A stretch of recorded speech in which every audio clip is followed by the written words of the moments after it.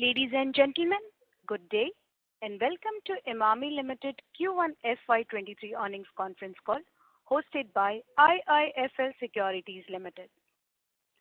As a reminder, all participant lines will be in the listen-only mode and there will be an opportunity for you to ask questions after the presentation concludes. Should you need assistance during the conference call, please signal an operator by pressing star then 0 on your touch-tone phone. Please note that this conference is being recorded. I now hand the conference over to Mr. Percy Panthaki from IIFL Securities Limited. Thank you and over to you, sir. Hi, good evening everyone.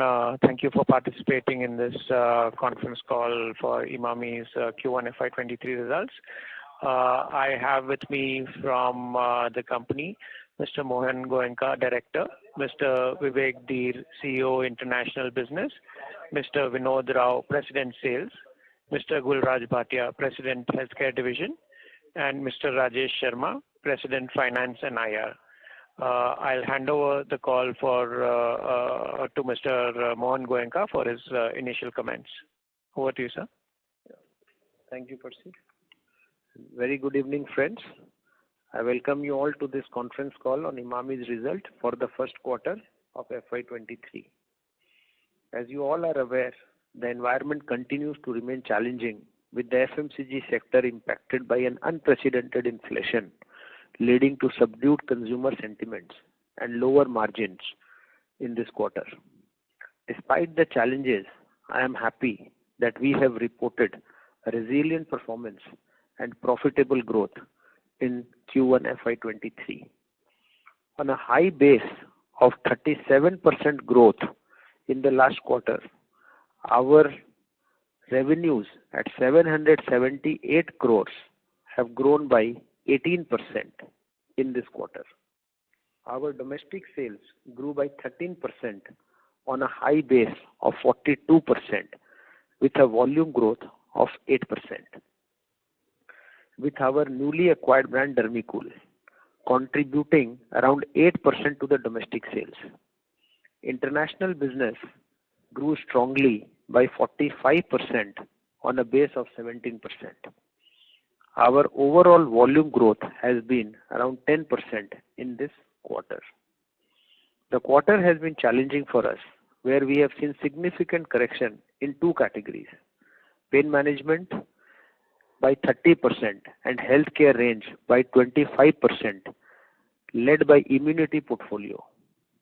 This correction has been due to a very high base of a 70% growth in pain management range and 59% growth in healthcare range last year. However, despite such huge corrections, our diverse portfolio of products helped us to deliver a robust performance at an overall company level. This quarter, some of our leading brands like Navratna, Kesh King, Fair and Handsome, etc., as well as our international business helped not only recover the lost sales due to correction in pain management and healthcare range, but also helped to deliver an overall revenue growth of 10%, excluding Dermicool. Navratna range grew by 29%, Kesh King range grew by 20%, male grooming grew by 32%, and 7 oils in 1 grew by 45%. While Boro Plus range posted flat growth during this quarter. It grew by 6% on a 3-year CAGR basis. Pain management and healthcare range, despite corrections during the quarter, grew by 10% and 13% respectively on a 3-year CAGR basis. So if we exclude the pain management healthcare range and the acquired brand Dermicool, our rest of the domestic portfolio grew strongly by 30% in value and 24% in volume terms. During the quarter, modern trade grew by 42% and e-com grew by 55%.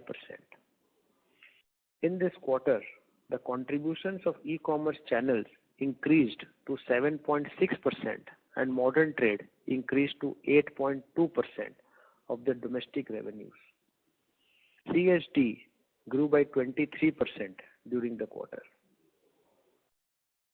Our rural penetration continued to progress steadily with Project Khoj in line with our plans. Our international business, marked by a strong performance, especially by MENA and SAARC, witnessed 45% growth in sales during the quarter. All our major brands, 7 Oils in One, Navratna, Fair and Handsome, Kesh King and Boro Plus, performed well in the international markets. With a high base of previous year and an unprecedented inflationary pressure that impacted the consumer spends across urban and rural markets, we posted a resilient, profitable performance during the quarter. Our gross margins at 62.6% contracted by 340 basis points due to inflationary pressure combined with unfavorable portfolio mix due to extraordinary high sales of pain management range last year. EBITDA at 173 crores grew by 2% and adjusted PAT at 138 crores was flat compared to last year. Recent corrections in crude prices and the forecast of a normal monsoon are encouraging. Fiscal measures taken by government also augurs well. We are optimistic of witnessing an upward curve in the consumer sentiments in the near future. As you are perhaps aware that today the Board of Directors, based on the recommendations of the Nomination and Remuneration Committee, appointed 5 new independent directors in view of completion of the full term of appointment of the other veteran independent directors, Mr. K. N. Emami, Mr. Y. P. Trivedi, Mr. P. K. Khetan, Mr. S. K. Ganguly, and Mr. Amit Kiran Dev. The new independent directors come from diverse professional backgrounds, each bringing to the board their rich industry experience and wide knowledge. Mr. Anand Rathi needs no introduction. He is one of the leading financial and investment experts and founder of Anand Rathi Group. Mr. Anjani Agarwal, former senior partner of EY for 26 years. Mr. Anjan Chatterjee, he is the founder of specialty group chains of restaurants. Mrs. Avni Davda, the founding CEO of Tata Starbucks, and she is presently working as advisor to Bain & Company. And Mr. Rajiv Khetan, senior partner of Khetan & Company. We are very excited to welcome the new members to our board who will bring much value to our organization with their rich experience and guidance. With this brief, I now open the floor for Q&A. Thank you. Thank you very much. We will now begin the question and answer session. Anyone who wishes to ask a question may press star and 1 on their touchtone phone. If you wish to remove yourself from the question queue, you may press star and 2. Participants are requested to use handsets while asking a question. Ladies and gentlemen, we will wait for a moment while the question queue assembles.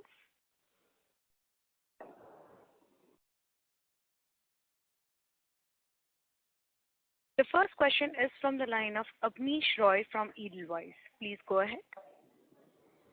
Yeah, thanks. First question is on Dermicool. So we have seen a very strong summer even in Q2 in UP, Bihar, Jharkhand and Bengal given the deficit. So could you talk about that? Do you see a good Q2 at least in these key states for Dermicool? As of now, we are not expecting great numbers of Dermicool in this quarter. So this practically the sales becomes almost negligible. And prickly hit ka abhi there is no season honestly. And this would also apply for your cooling hair oil or Q2? No, cooling hair oil does not apply. The two are very different products. So Navratna Cool Talc in general we are seeing an upsales in talc, but not so much for Dermicool. Right. My second question is on Dermicool. It's a specific prickly heat powder. Right. My second question is on Dermicool. What are the key changes you have already done? Are you happy with the first quarter performance of around 53 crore sales? So we haven't done any changes as of now, Avnish, because we are just taking the product in our fold from 1st of August. Till now, it was still with them. Post transition, then whatever changes have to be done, we will do. Right. My second and last question is on Q2 margins. Other companies are saying Q2 margins could remain under pressure only versus Q1, given rupee depreciation and lagged impact. What would be the sense in your portfolio? Do you see Q2 margins, the YOY pressure being lesser? I understand seasonality bit. So if you could tell us on YOY basis, will the Q2 pressure be lower? In H2, we are seeing the pressure easing, Avnish, but Q2 still we are seeing the pressure would be there because the stocks that we have bought, the raw material and everything is at a higher cost. So maybe Q2 would be a little pressure, but it would definitely ease in second half. Okay, that's all from my side. Thank you. Thank you. The next question is from the line of Prakash Kapadia from Anivet Portfolio Managers Private Limited. Please go ahead. Yeah. Thanks for the opportunity.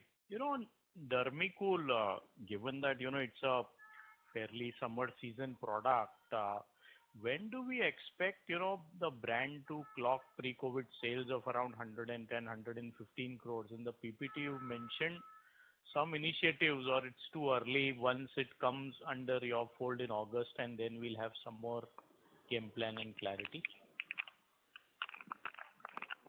Yeah. Hi, this is Vinod Rao here. Yeah, so the Dermicool arrangement, I don't know if you know about it. It's been a distribution agreement with Reckitt.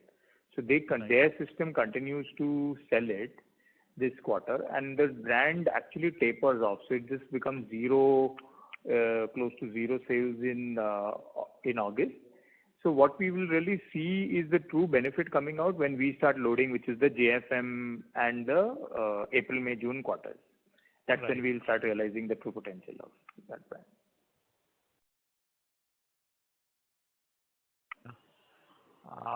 And on, the pain management and Zandu Healthcare, obviously the high base was, there last year, because I think last year, especially North had seen a lot of traction on, the balm portfolio. We had seen a lot of new customer additions. So, what's the game plan for, these two categories for the balance of 23? What initiatives are we taking to ensure, growth comes back? Because, if two of these power brands face this high base impact, it will be difficult for us to grow on a sustainable basis for the year.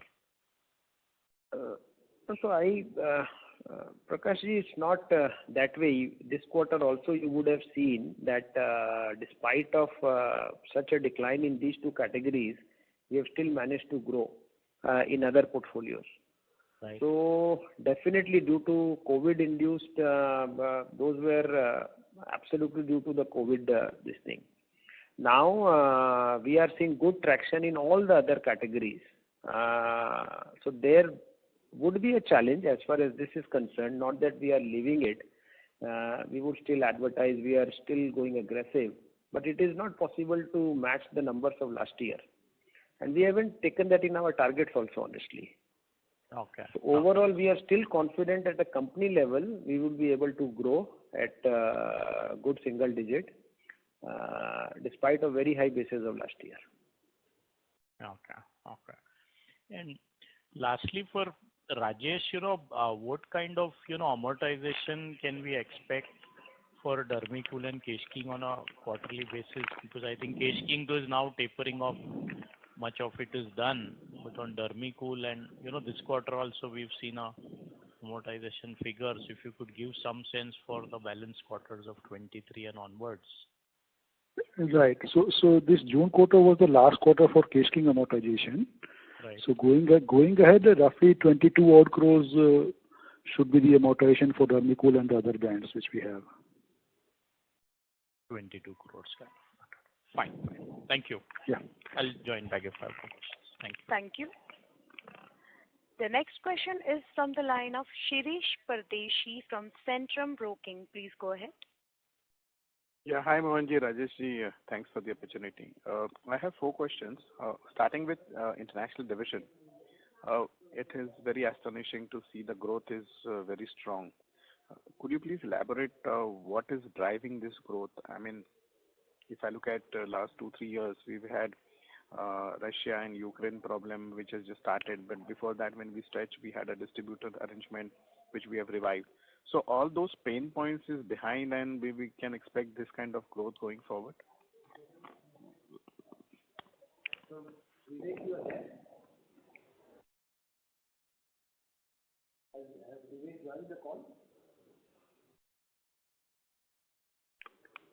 Sorry, sir.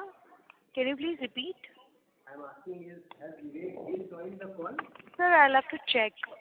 Give me. Yes, he's there. I'm unmuting his line now. Yeah, please. Mr. Vivek Dheer, I have unmuted you. Please proceed. Thank you. Thank you. I'm Vivek this side. International business growth fundamental growth is coming from almost every market on account of brand building activities stepped up. Also, some of the distribution issues which we're facing in certain geographies, that is also behind us. But still, we are seeing certain type of issues which are macroeconomic in nature. So they still need to be sorted out. So despite, say, macroeconomic issues in Russia and Ukraine, we have been able to register a growth in Q1. The adjacent region of Uzbekistan was not good for us, which is going to be sorted in this month itself, most likely. And apart from that, we're still facing issues in Russia, Sri Lanka on account of currency. And that should also be behind us in maybe a couple of months. Nepal is facing extreme tight liquidity situation.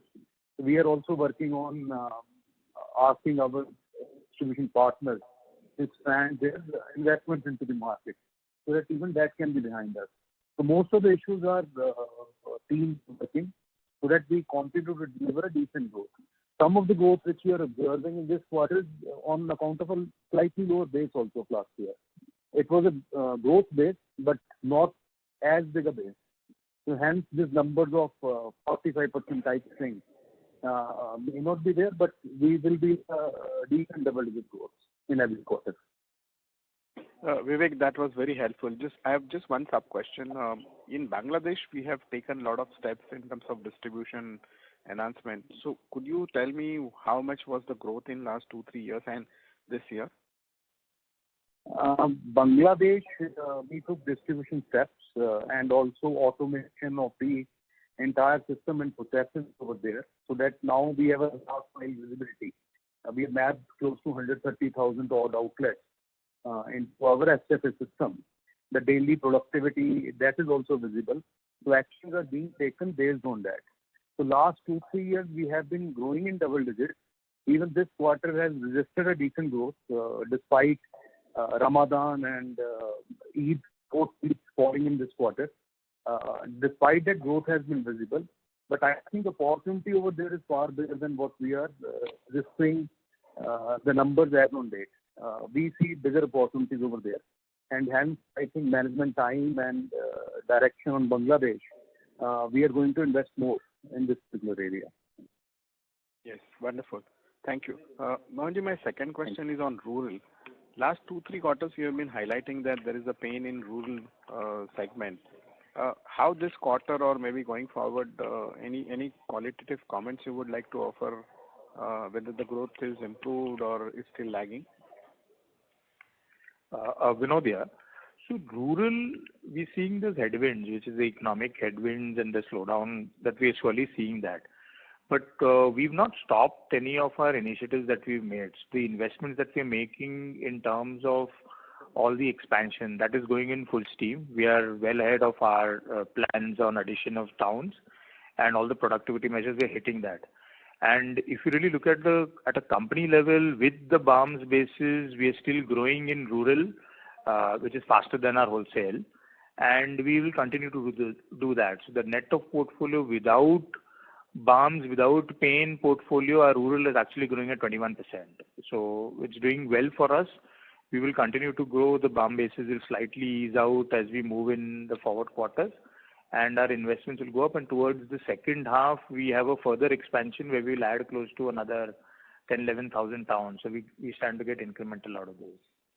So just one follow-up here. You mentioned that 11,000 towns you will add. So is the current coverage the quarter which is gone by? So we've added close to this quarter. We've added very minimal. So we kind of the last quarter and the second half we've added close to 8,000. So we are actually building in repeat purchases in this quarter. So the bulk of the expansion for this financial year will be in the second half. And till last year we were at 32,000 villages. We added 8,500 last year. We've reached 41,000 now. By the end of the year, we'll be close to 50,000 towns and villages. Okay. Okay. Just Vinod, since you're there, let me make an attempt to ask. Can you qualify saying last 2-3 quarters we have made a lot of investment under the Project Coach? So any quantitative data points you can offer in terms of distribution or in terms of quality, in terms of growth or something like that? Sure. So growth, so we're measuring growth in two ways. So we look at even total rural and therefore the coach project, which is 13 states, what are the growth levels there? So we're delivering more than 1% growth than total rural in these coach towns. Two is from like an expansion and a footprint, we've gone from 32,000 to now 41,000 towns and villages. Three, we are getting our repeat purchase. So what we also track is the frequency at which the towns are buying. We're getting more than 90% of the towns we've added are repeat purchase every month.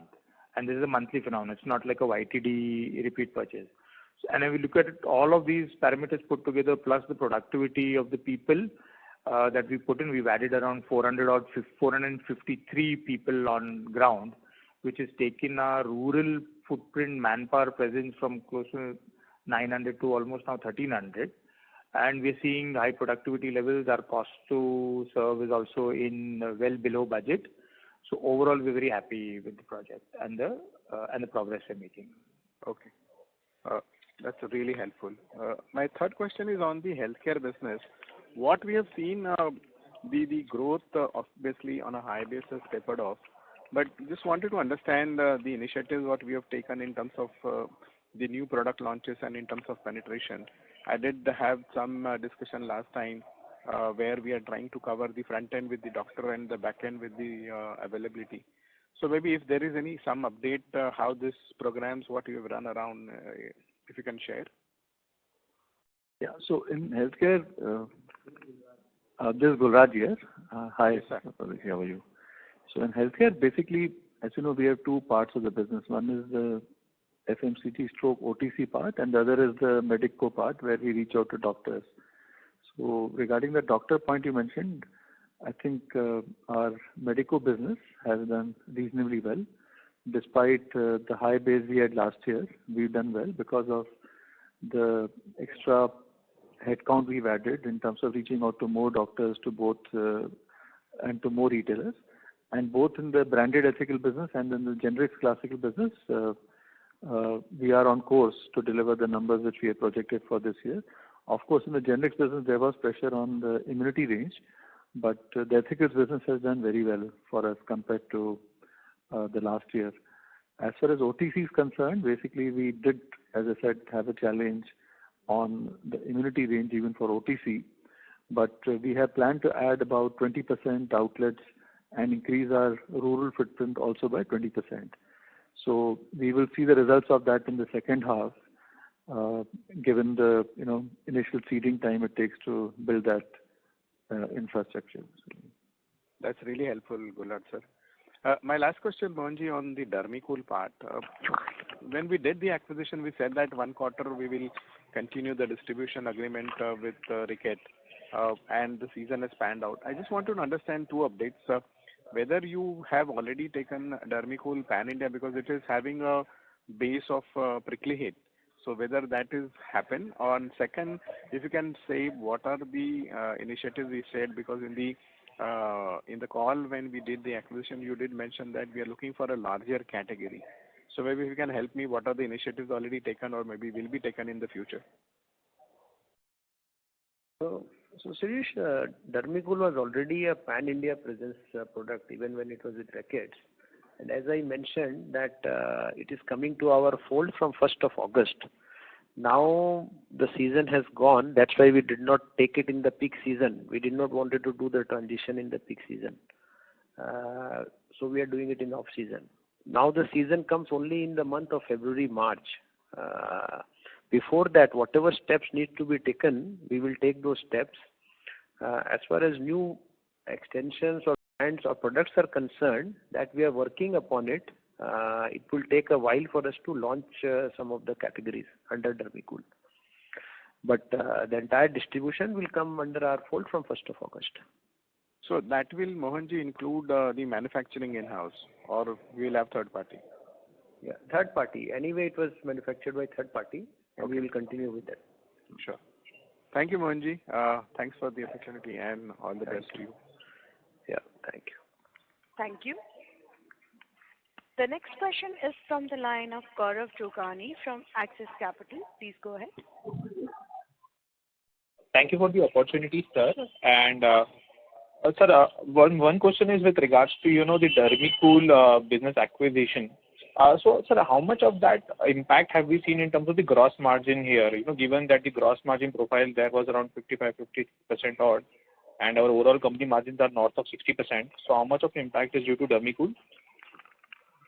So, Gaurav, Dermicool contribute to roughly 8% of our revenues, so that is not significant. The impact on gross margins came because of adverse mix was primarily on account of pain management portfolio, which Mohanji discussed earlier, that pain management grew significantly in the base quarter last year, and we saw correction this year. So, But sir, is the assumption right that the margins there is around 55% for Dermicool? yeah, Dermicool has slightly lower gross margins, right? Okay. And sir, with just related question to Dermicool again, I mean, what would be the contribution of Q1 and Q4 to the annual Dermicool? Sorry, sir. Yes. Yeah, so as Rajesh said, almost 1.5% difference came due to the mix, not just because of the price increase. Last year, higher margin products, whether it was immunity or pain management, sales were very, very high, which has much higher margins than even 67-68%. Okay? Right. तो almost 1.5%, the 3.5% जो आप देख रहे हैं ना, gross margin कम हुआ है. Right. हाँ, it is primarily 1.5% is due to the mix. Sure. So sir, 3.5 में से 1.5 mix हो गया. I think the remaining would be around 0.5% or 1% would be due to Dermicool, due to this lower margin. No, not so much. Much less. Okay. So the rest would be like RM inflation, I think. Yeah. Mostly it is RM inflation. Okay. Got it, sir. And sir, with regards to Dermicool only, like the annual sales, how much would be the contribution in Q1 and Q4 for Dermicool in that sense? It will be close to 75%. In these 2 months, in these 2 quarters. So if you look at it versus the pre-COVID basis, it will be ballpark 75% off. Sorry, sir, I didn't get here. I mean, when you say 75% recovery, you mean of the pre-COVID levels? No. So you're saying Q1 and Q4 combined would be what percentage of? Annual sales. Yeah. No, then it'll be 90 plus because your Q2 is hardly nothing, so it'll be 90+%. Q2, Q3. 90+%. In fact, Q3 is 0. Q2 Okay. is 10%. Yeah, it's around 90% plus. Yeah. Sure. And the recovery is 75% is what you meant for the versus pre-COVID levels, right? No, I got that wrong. In fact, I thought I was referring to versus pre-COVID levels. These will be at roughly at 75-80% levels. Yes. Okay. And so just one last thing, sir, on the tax rate bit. I mean, we again this quarter had received some MAT credit entitlement. So now how much of this is, left, and what should be the tax rate percentage that we should assume going ahead? Gaurav, we would, since last quarter, March quarter, we have started accounting for MAT credit, and there would be MAT credits in the remaining quarters also. So difficult to give an exact average tax percentage for me, but it should be roughly, I would say, around 18% kind of tax should be there. Not less than 18%. Looks like that. 18% if I account for the MAT credit entitlement as well, right? Right. Including right. that. Right. Okay, sir. Thank you, and that's all from me, sir. Thank you. Thank you. The next question is from the line of Harit Kapoor from Investec Capital Services India. Please go ahead. Yeah, hi, good evening. So just had a few questions. One was, on the base effects in pain management and healthcare. So if you just do the math, basis a 3-year CAGR and apply it to the maybe Q2 also, the decline on a YOY basis in Q2 would look much lower, maybe close to about 5-6% for the pain management business and maybe 15% odd for the healthcare business. Is that the right way to kind of look at it, or am I missing something? No, Harit, in Q1 last year we had seen a significant, in fact, extraordinary growth for pain management as well as healthcare because of the COVID impact. So from Q2 onwards, we don't have that significantly higher base. Right. So actually it will be much lower, right? So I'm just saying pain management. So compared to Q1, it will be much lower, but still Q2 was relatively good, I would say. We had a decent base for pain management and healthcare in Q2, but compared to Q1, it will be lower. Got it. From H2, it normalized last year. Got it. The second question was on the two questions on rural actually. The first one was on the packs that you have, the new launches that you have done in certain in certain brands. So 20 rupee bridge pack in Navratna, a 30 ml bridge pack in Kesh King, 30 gram shelf ready pack for Fair & Hansen. Is that kind of to leverage the kind of distribution expansion that you are doing in rural and hence try and improve the throughput? I mean, just wanted to understand your thought process behind it. Or is it that you're seeing that the market is rural is slow and small towns are slow, so you just want to kind of drive growth through smaller packs? So the bridge pack truly will have a role both to play even in urban as well as rural. See, rural are LUP, which is your sachet. We sell significant quantities. So we have a healthy mix between the base pack, large pack, as well as sachet, or roughly it's around 35% is our LUP. So we would want to. So what we're trying to do also is leverage some of these bridge packs to actually bring down certain contributions of our LUP in rural. That this gives us a bit more profitable mix even in rural, and roughly it actually the sweet spot in terms of a put down price suits both the SEC/CD customers in urban as well as the rural customers. Got it. Very clear. On the rural side only, I also wanted to understand, we have seen the slowish kind of demand trends, but as we are exited June quarter or early July, is there anything to suggest that there is some better pickup or improvement from a demand trend perspective? This is X of what you guys are doing in the market. Not really. We're not seeing anything, say, whether it's July or even probably end of June. We're not seeing that uptick. I think a lot of our growth is also being led by a few 1-2% is on the entire coach project. So that's helping us probably deliver a better rural performance than we would have than what the market scenario is today. Got it. And the last thing was on Navratna. So we've had a good season, of course, but if I would apply the same 3-year CAGR logic to Navratna, it still seems like there is a little bit of a decline there. Just wanted to get your sense, that what's happening. Is it again a rural demand issue or anything else, or if you could deconstruct maybe talc versus cooling oil, or just some more color there, please. So you are right, Harit. On a 3-year basis, Navratna is still on a decline, and that is primarily because last 2 seasons, it was at a steep decline, unfortunately. Right. So hopefully, if the trend continues the way we have grown in this quarter, if it continues, and we are seeing growth in Navratna even in the month of July. So if it continues, then maybe in 1 or 2 years we will be able to make it up. Got it. Got it. And last thing, if I may, was on the hair oils part. So obviously, Kesh King has recovered smartly. I think 3-year CAGR is also at about 7-8% as per my calculations. 7-in-1 continues to do very, very well. I just wanted to get your sense on whether this growth in both these businesses is more distribution-led, it's more of your, or is it more kind of, just generally even in the same store market share led? I mean, if you could just give a sense on that.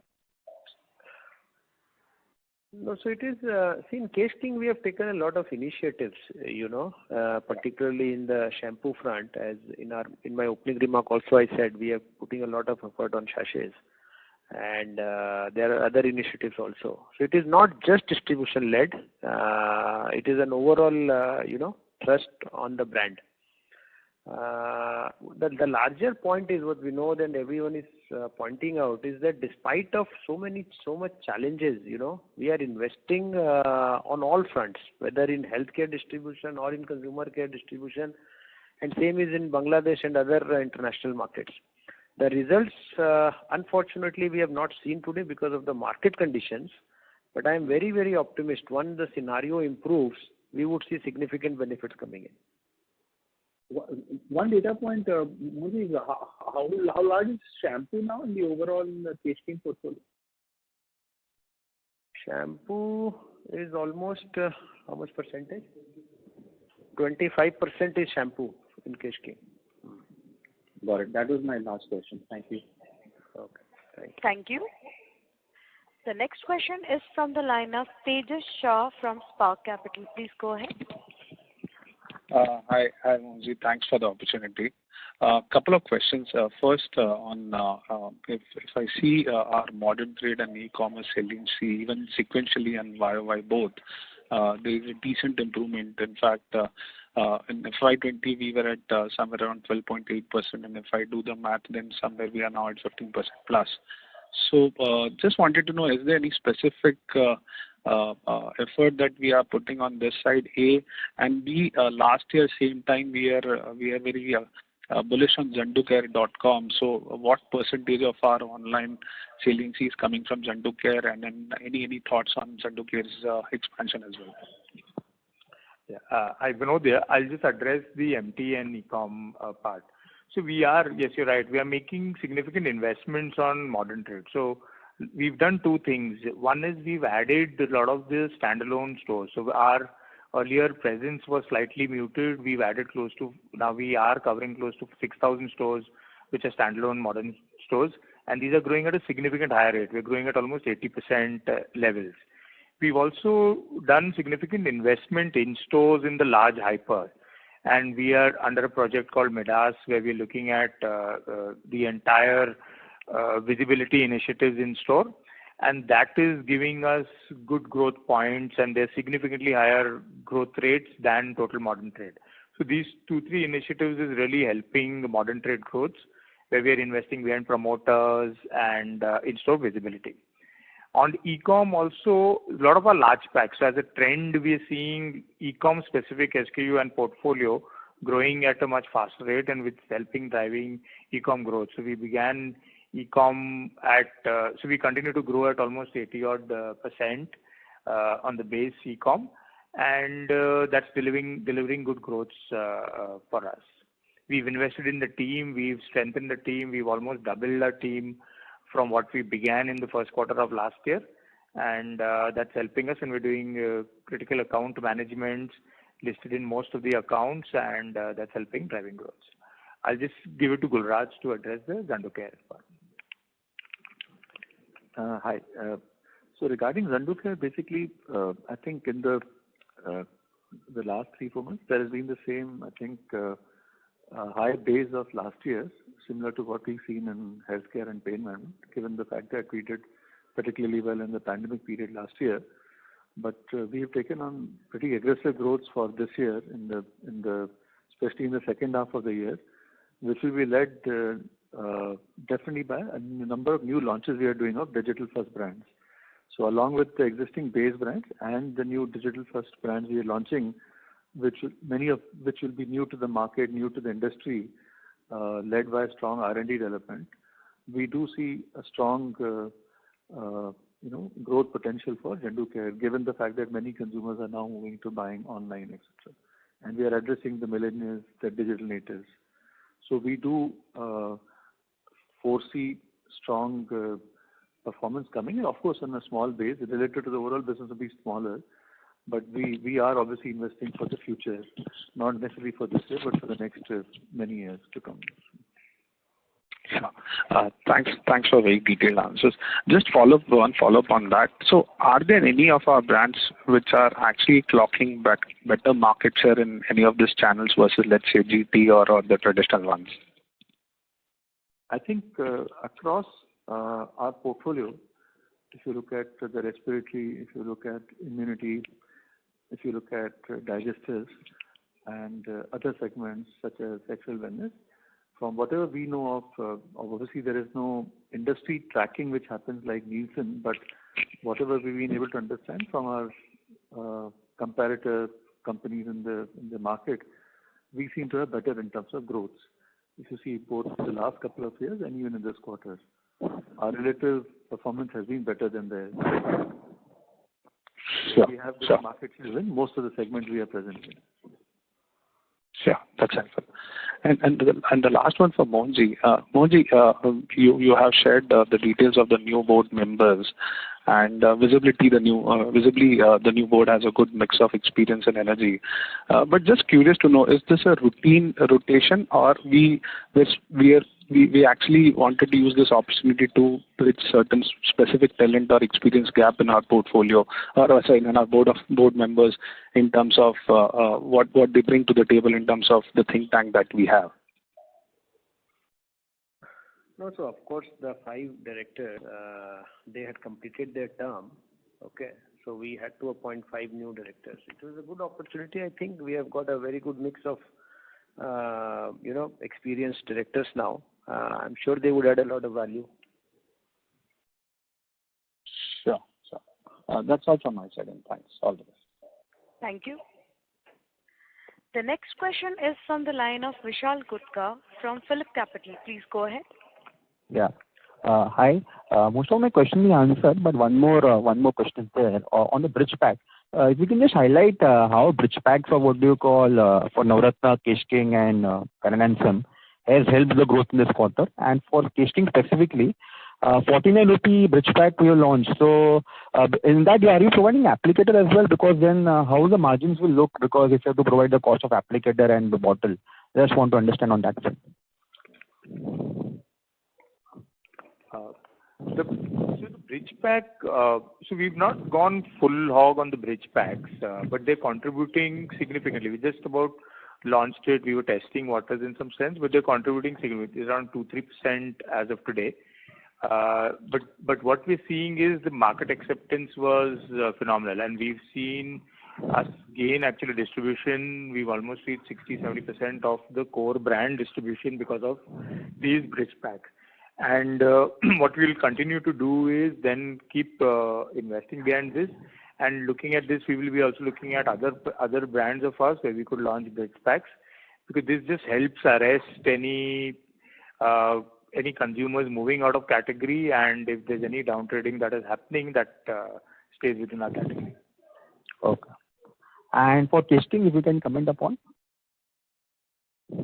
Sorry, what is the question on Kesh King? Yeah, so because in Kesh King you have to provide the applicator as well, right? For 49 rupees bridge pack. So how the margins will look? It will be margin diluted in that case, or how it will look on that in that front? No, the margins are not margin dilutive at all. And this yeah. We will have to check if there is an applicator in the but the margins are not at all dilutive on this pack. Okay, fine. Thanks. Thank you. The next question is from the line of Abneesh Roy from Edelweiss. Please go ahead. Yeah, thanks. A few follow-on questions. So, first is the structural question. I remember saying that Emami wants to reduce the seasonality which is there in your businesses. Now, if I see Dermi Cool, it in fact increases the seasonality because Q1, Q4 will be higher index, while Q2, Q3 almost negligible. So, will you now proactively try to address again the increase in seasonality, or it is now much larger business, so it is okay?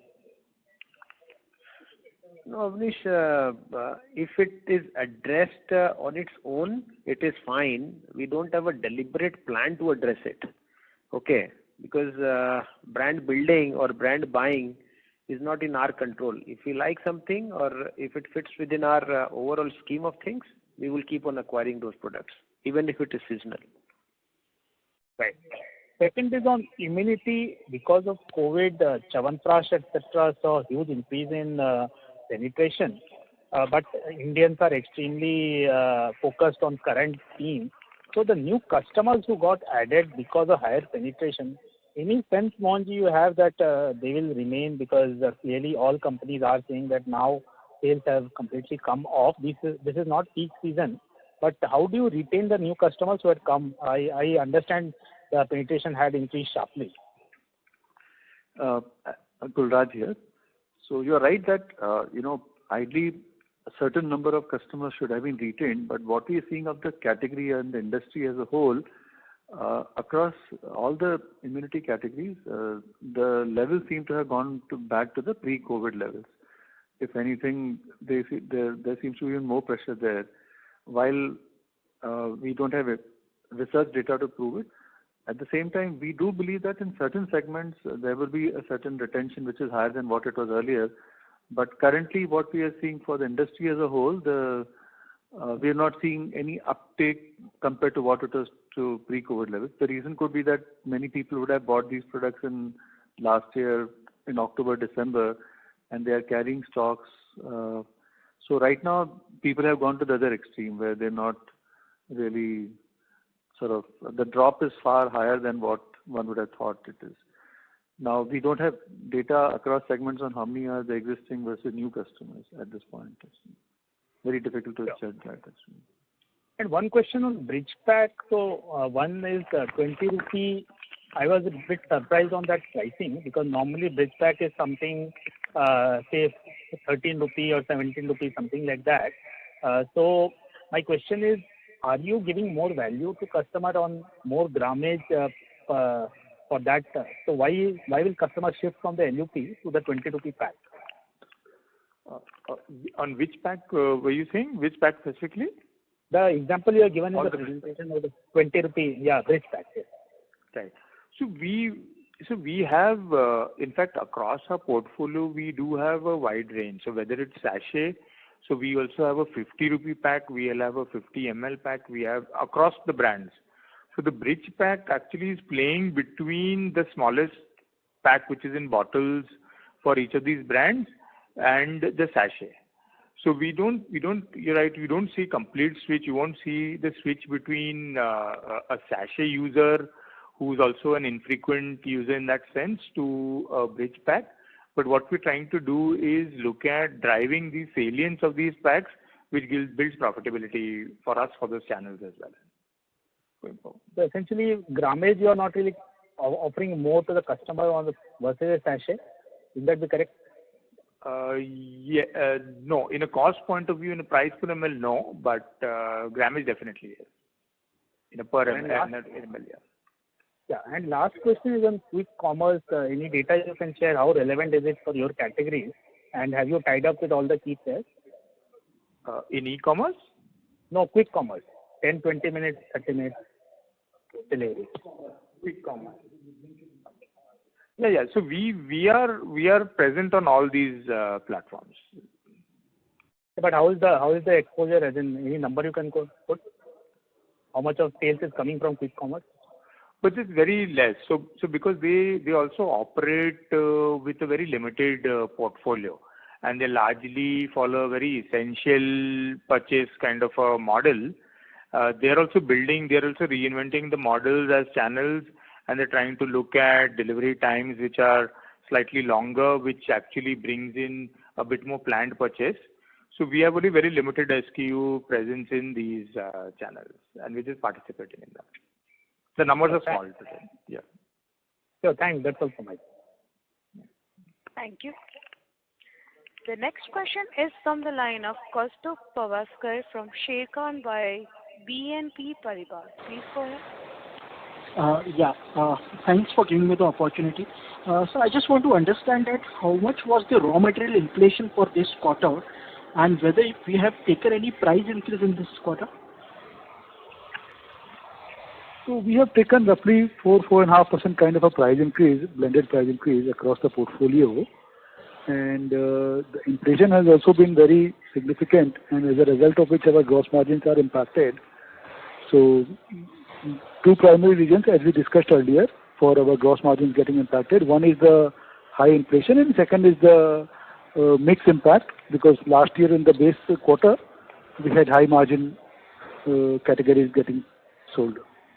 So 4-5% price increase was taken into this quarter, or it is a blended average price increase? Okay. Yeah. Okay. Yeah. And going ahead, are there any plans to increase the price considering the inflation? Because as you said that you have an inventory of high cost raw material, for another quarter or two. So are we looking at taking further price hike in portfolio, or there won't be any significant price increase? So we expect our average price increase in the range of 4 to 4.5% for the full financial year as well. Okay. Similar kind of a price increase impact. Sure. Thanks. Thank you. Thank you. Anyone who wishes to ask a question may press star and one. The next question is from the line of Shirish Pardeshi from Centrum Broking. Please go ahead. Yeah, thanks for the opportunity again.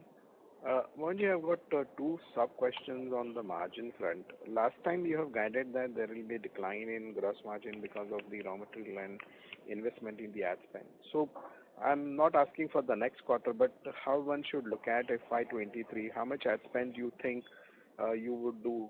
Will be in the range of 18 to 20% of net sales, or it will go up? And second, as Rajesh ji has mentioned that there will be mix change which is not helped in this quarter. But do you think confident that second half your mix change will not require to take that kind of aggressive price increases? Yeah, Shirish, on a yearly basis, I don't think we should have an impact more than 2% as far as gross margin is concerned. Okay.